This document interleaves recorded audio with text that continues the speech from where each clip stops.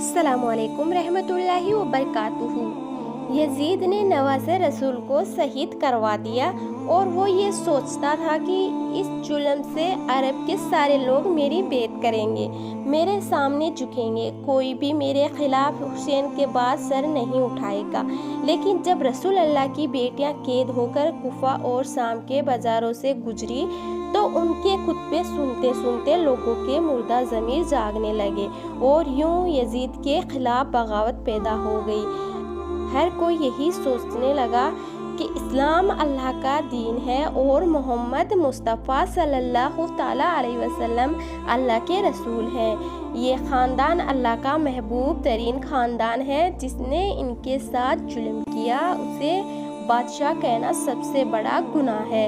और यूं मदीने वालों ने यजीद की बेत से इनकार कर दिया। फिर यजीद ने मदीने पर हमला किया। तारीख में लिखा है कि 3 दिन तक यजीद की फ़ौज ने मस्जिद नबी में अपने घोड़े बांधकर रखा और घोड़े की लीद से मेंबरे रसूल और नामूज के साथ बेगुरमती करते रहे। और ये मक्के से भी यजीद के ख़िलाफ़ बगावत बढ़ने लगी। फिर यजीद ने खानाए काबा पर हमला करना शुरू कर दिया और खानाए काबा में आग लगा दी। हर कोई यजीद के ऊपर लानत करने लगा, लेकिन यजीद किसी को भी अपने खिलाफ देखता तो उसका सर कलम कर देता। वाक़े करबला के कुछ दिनों के बाद यजीद की मौत का वक्त भी आ गया था। 10 मुहर्रम उल हराम 61 हिजरी को करबला में इमाम हुसैन रज़ी अल्लाह ताला अन्हु का खून बहाकर यजीद मलिन ने हुकूमत हासिल कर ली थी। वो हुकूमत भी ज़्यादा दिन तक नहीं रही और 3 साल 7 महीने बाद ही 5 रबीउल अव्वल 64 हिजरी में 39 साल की उम्र में यजीद की मौत हुई। यजीद की मौत कैसे हुई, इसकी 2 वजह बताई जाती है। एक वजह ये बताई जाती है कि यजीद शराबी था, वो शराब पीता था, जिसकी वजह से वो एक बीमारी में मुब्तला हो गया और पेट के दर्द और आंतों के सिकुड़ने की तकलीफ से तड़पता रहता था। यानी जिस तरह मछली पानी के लिए तड़पती है, उसी तरह यजीद तड़पता रहा।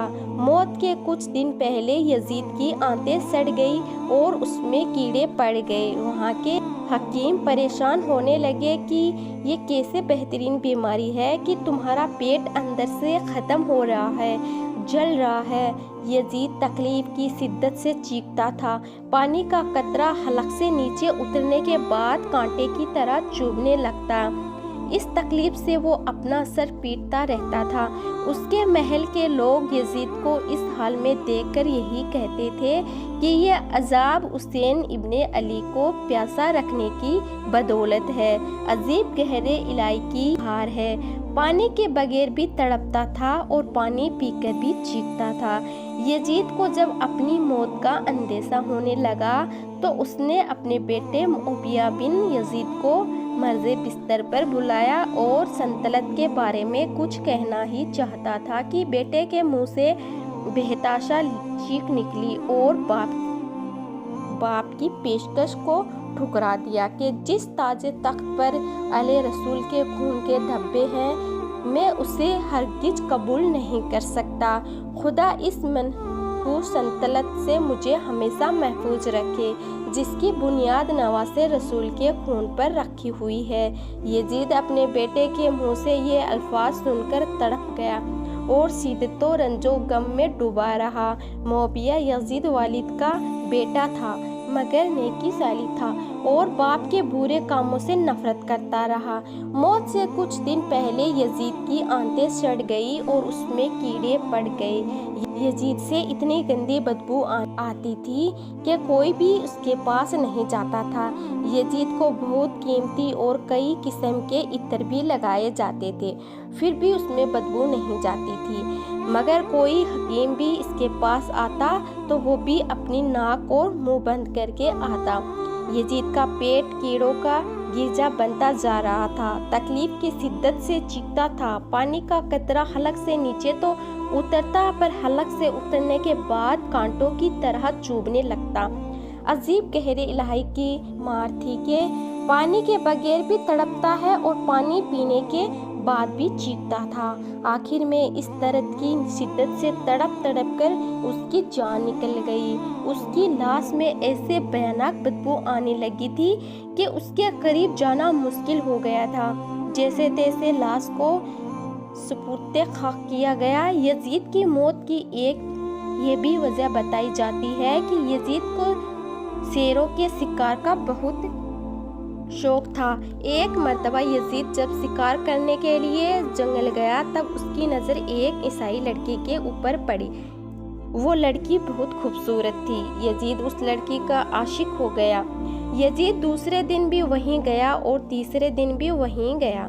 इसी तरह उसने उसके मुकाम तक रिसाई हासिल कर ली। यजीद ने उस ईसाई लड़की से कहा, मैं अमीर शाह हूँ, इस वक्त मेरी ही हुकूमत चल रही है। ईसाई लड़की ने सुना था कि इस वक्त जिसकी हुकूमत चल रही है उसी ने इमाम हुसैन रजी अल्लाह ताला अन्हु का खून करवा दिया था।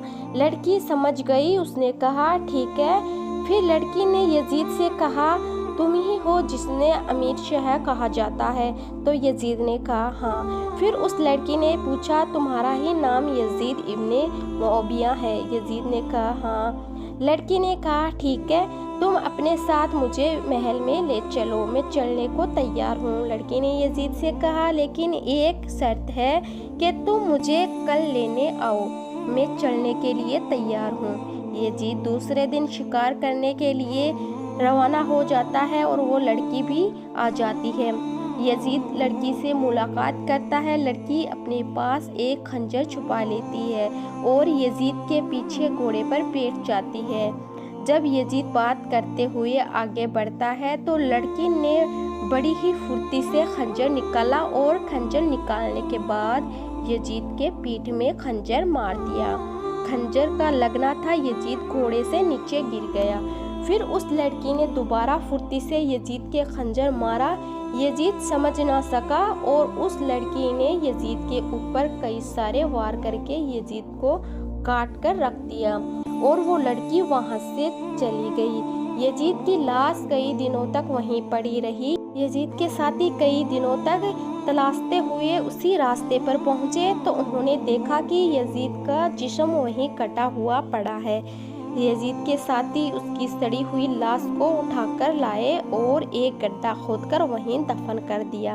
और आज भी जहां यजीद की कब्र बताई जाती है वहां शीशा गलने की फैक्ट्री बना दी गई और उसकी कब्र का कहीं पता नहीं। अल्लाह का कितना बड़ा अजाब यजीद पर हुआ है कि यजीद की कब्र का नामो निशान तक ना रहा। और इमाम हुसैन के रोजे को देखिए किस तरह चमक रहा है। इमाम हुसैन का रोजा कल भी चमक रहा था, आज भी चमक रहा है और इंशाअल्लाह क़यामत तक चमकता रहेगा।